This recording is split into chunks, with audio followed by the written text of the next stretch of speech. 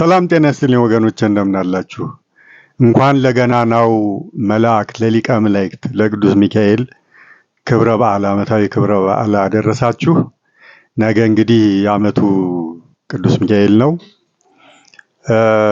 እንግዲህ ነገ በዓልነቱ ምንድነው? ለቅዱስ ሚካኤል አንደኛ ኃይላት በሚባሉት መላእክት ሰራዊተ መላእክት ላይ በ12ቱ መላእክት ታጅቦ የተሾመበት ዕለት ነው። ሁለተኛው ደግሞ አፎሙያን ከሰይጣን ተንኮል ሴራ ካሰናካዩ ከይሲ የታደገበት ሚካኤል ነኝ ብሎ መጥቶ አታሎ ሊያሰናክላት ጥሮ ነበር፣ ደርሶ የታደገበት ዕለት ነው። ሶስተኛው ደግሞ ባህራንን የሞት ደብዳቤ ይዞ ወደ ገዳዮቹ ተልኮ የነበረውን ነገር ግን የሞቱን ደብዳቤ ወደ ሕይወት ቀይሮ ከሞት የታደገበትና ጭራሽ እንዲያውም ድሮ ኩሎ ዓለም እንዲያይ ወይም ደስታ እንዲያይ ያደረገበት ዕለት ነው። እንግዲህ ለነኚህ ለአፎሚያና ለባህራን የደረሰ መልአክ ለእኛም ይድረስልና ሌላ ምን ይባላል? ወገን ዛሬ ህዝበ ክርስቲያን ያለ እረኛ ያለ ጠባቂ ቀርቶ በማንም አረማዊ በማንም ተኩላ እየታረደ እየተበላ እየተነጠቀ እየተወሰደ ያለበት ዘመን ስለሆነ ለባህራን ለቅድስት አፎሚያ የደረሰ መልአክ ለእኛም ይድረስልን። ማንነታችንን ሃይማኖታችንን ምክንያት አድርገው ከሚጨፈጭፉን አረመኔዎች ይታደገን ብሏል እኮ ቅዱስ ዳዊት። የእግዚአብሔር መልአክ በሚፈሩት ሰዎች ዙሪያ ይሰፍራል ያድናቸውማል። እግዚአብሔር ቸር እንደሆነ ቅመሱ እወቁም ይላል መዝሙር 33 በቅንፍ 34 ከቁጥር 7 ላይ እና ይድረስልን ይሄ ገናና መልአክ የእኛን ኃጢአት፣ በደል፣ ርኩሰት፣ አመፃ ሳይመለከት በእውነት የፈጣሪውን ቸርነት አስቦ እንደ ፈጣሪው ቸር ሆኖ ይድረስልን ይታደገን ነው። ሌላ ምን ይባላል? እስኪችን ምስባክ እንበላት እስኪ አንድ ጊዜ ባይሆን ምስባክ እንደምታውቁት 3 ነው የሚባለው አይደል? አንዴ እንበላት እስኪ።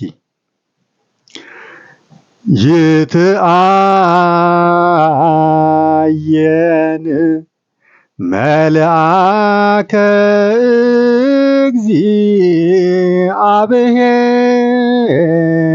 እግዚአብሔር አውዶሙ ለእለ ይፈርህዎ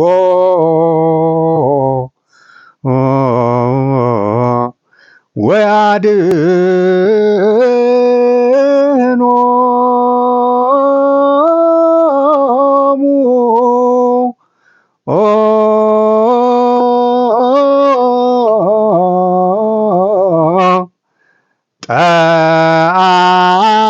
ጣዕሙ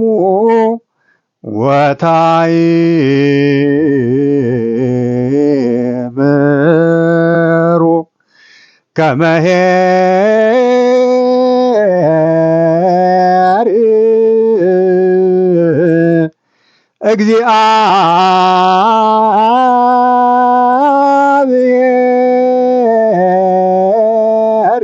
እግዚአብሔር ይላል። እንግዲህ ዲያቆኑ ነገ ምስባክ ሲሰብክ እና የእግዚአብሔር መልአክ ይድረስልን ይታደገን ለማለት ነው። አንዳንድ ሰዎች መናፍቃን በእኛም ቤት አሉ አልደድ መናፍቃን። በተለይ ይሄ ማንዶ አሜሪካ ያለው አንድ ጳጳስ ነኝ የሚል መናፍቅ አለ። አቡነ በርናባስ ነኝ ምናምን የሚለው ማለት ነው። እሱም እንደዚሁ ሲል ሰምቼዋለሁ። መላእክት ፍጡራን ናቸው እና በአንድ ጊዜ አንድ ቦታ ነው ሊገኙ የሚችሉት እንጂ ብዙ ቦታ ላይ ሊገኙ አይችሉም። እንደ እግዚአብሔር ሁሉም ቦታ ላይ ሊገኙ አይችሉም። 2-3 ቦታ ላይ ሊገኙ አይችሉም። በተመሳሳይ ሰዓት አንድ ቦታ ነው ሊገኙ የሚችሉት እያሉ ሲናገሩ ሰምተናል። እንግዲህ እነዚህ ደናቁርት የሳቱት ነገር ምንድነው? የመላእክት ኃይል የእግዚአብሔር ኃይል መሆኑን፣ የመላእክት መታደግ የእግዚአብሔር መታደግ መሆኑን፣ ታዳጊው እግዚአብሔር መሆኑን ረስተዋል። መላእክት በራሳቸው ኃይልና ስልጣን ያንን የሚያደርጉ ነው የሚመስላቸው ማለት ነው። አያችሁ የሆነ ነገር ሲያደርጉ ግን አይደለም። እንደዛማ ቢሆን እኮ እንግዲህ ፍጡራን አይደሉ መላእክት? ምንድነው ሰናክሬም በሕዝቅያስና በእስራኤላውያን ላይ እንደዛ አይነቱን የጥፋት ዜና አውጆ ሁለተኛ ነገሥት ምዕራፍ 19 ላይ ታገኙታላችሁ።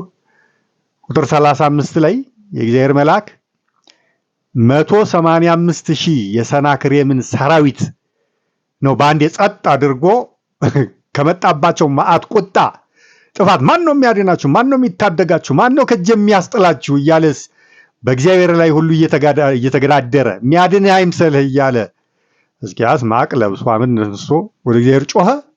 የእግዚአብሔር መልአክ ተላከለትና በአንድ ሌሊት ጸጥ አድርጓቸው ጠዋት 185,000 አስከሬን ነው የተቆጠረውና በፍጡር አቅምማ ቢሆን ኖሮ ይሄን ማድረግ አይችልም እኮ አንድ መልአክም ቢሆን ማለት ነው።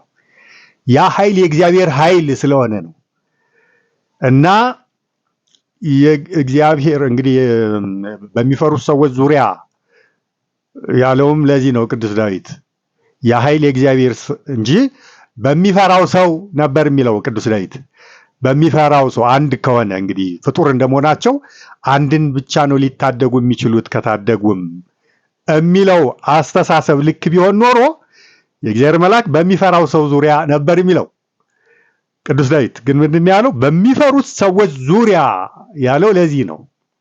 ልክ ዶሮ ከባድ ዝናብ በመጣ ጊዜ፣ ከባድ ፀሐይ በመጣ ጊዜ ጫጩቶቿን በክንፎቿ በጉያዋ ከታ በክንፎቿ ከልላ ከዝናብ ከፀሐይ እንደምታድን ሁሉ የእግዚአብሔርን መልአክ በክንፈ ረድኤቱን የሚተማመኑትን የእግዚአብሔርን መልአክ የሚፈሩትን ብሏል ቅዱስ ዳዊት። በሚፈሩት ዙሪያ ስላለ እርሱን የሚፈሩትን የሚያከብሩትን በክንፈ ረድኤቱ የትም ቦታ ቢሆን ማለት ነው። አንደኛው አሜሪካ፣ አንደኛው ኢትዮጵያ፣ አንደኛው ኤዥያም ቢሆን ያ ክንፈ ረድኤት የትም ቦታ ስላለ ያ ክንፈ ረድኤት የእግዚአብሔር ስለሆነ ታዳጊነቱ መታደጉ የእግዚአብሔር ስለሆነ ኃይሉ ስልጣኑ የእግዚአብሔር ስለሆነ እግዚአብሔር ደግሞ በየትም ቦታ የሚገኝ ስለሆነ እዚህ ቦታ የለም ሳይባል የእግዚአብሔር ረድኤት የእግዚአብሔር ኃይል ሁሉም ቦታ ያለ ስለሆነ ያ ኃይል ነው የሚታደገው ማንን? የተማጸነውን በረድኤቱ የተማመነውን እና የሚፈራውን ቅዱስ ዳዊት እንዳለው እና ስለዚህ ያ ኃይል የእግዚአብሔር ኃይል ስለሆነ የፍጡር ሳይሆን የመላእክት አይደለም። መላእክት ተአምር የሚሰሩበት ኃይል መታደግ የሚታደጉበት ኃይል የእግዚአብሔር ነው፣ የነሱ አይደለም። ስለዚህ ያ ኃይል ደግሞ ማንም የትም ቢሆን ቃሉን ፈጽሞ የእግዚአብሔርን ቃል አክብሮ መስሎ ከተገኘ የትም ቦታ ያለውን ቢሊየንም ይሁን ትሪሊየን ይታደጋል፣ ያደርጋል። መወሰን ሊሚቴሽን የለውም። የእግዚአብሔር ኃይል ሊሚቴሽን የለበትም። ስለዚህ በተመሳሳይ ሰዓት በተመሳሳይ ቦታ ብቻ ሳይሆን ኤቭሪዌር የትም ቦታ ቢሆን የቱንም ያህል ብዛት ይኖራቸው በተመሳሳይ ሰዓት ይታደጋል። እንዴትና ለምን የሚለውን ነግራቸዋለሁ። ያ ኃይል የእግዚአብሔር እንጂ የነሱ ስላልሆነ የእግዚአብሔር ኃይል ደግሞ በየትም ቦታ ሁሉንም ማድረግ የሚችል ስለሆነ አሁን የተረዳችሁ ይመስለኛል። እና መናፍቃኑ የእውቀትና የእምነት ሊሚቴሽን ስላለባቸው ነው እንዲህ ቁንጽል ሆነው መጻሕፍትን ሳይረዱ ሳያስተውሉ የሚሳሳቱት ልላችሁ ፈልጌ ነው። ይሄ ስዕል የምታዩት ስዕል የኔ ስዕል ነው። አንዳንዶቻችሁ ታውቁ ይሆናል። ራእየ ዮሐንስ ምዕራፍ 13ን መሰረት አድርጌ ነው የሳልኩት። አውሬውን መጪውን አውሬ ሊቀ መላእክት ቅዱስ ሚካኤል አንገቱን እጭድ አድርጎ ሲጥለው ድል ሲነሳው ነው የሚያሳየው። እና እንኳን ለበዓሉ አደረሳችሁ አደረሰን። እግዚአብሔር ይስጥልኝ። ላይክ፣ ሼር፣ ኮፒ ሊንክ፣ ሪፖስት፣ ኮሜንት፣ ሰብስክራይብ ኤንድ ፋሎ እያደረጋችሁ አመሰግናለሁ። እግዚአብሔር ይስጥልኝ።